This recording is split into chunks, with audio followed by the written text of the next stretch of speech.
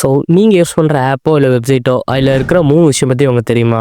அதாவது front end, back end, database தான். So front end அப்படின்னா என்னன்னா, நீங்கள் ஒரு வெப்சைட்டையோ இல்லை ஆப்பையோ பார்த்து வாவ் அப்படின்னு சொல்கிறது காரணம் அதாக தான் இருக்கும். அதாவது இன்டர்ஃபேஸ். ஸோ நீங்கள் யூஸ் பண்ணுற ஆப்போ இல்லை வெப்சைட்டோ அதோட இம்ப்ரெஷனை கிரியேட் பண்ணுறதே அந்த ஃப்ரண்ட் அண்டாக தான் இருக்கும். ஸோ செகண்ட் ஒன் வந்து பேக் எண்ட். அதாவது பேக் எண்ட்ல என்னன்னா, நீங்கள் ஃபர்ஸ்ட் ஆஃப் ஆல் நீங்கள் கொடுக்குற அதாவது ஃப்ரண்ட் எண்டில் கொடுக்குற எல்லா டேட்டாவுமே பேக் எண்டுக்கு தான் போகும். அதாவது என் பேர் ஆவியான், நான் 12th படிக்கேன் அப்படிங்கிற ஒரு டேட்டாவை நான் கொடுக்கணும்.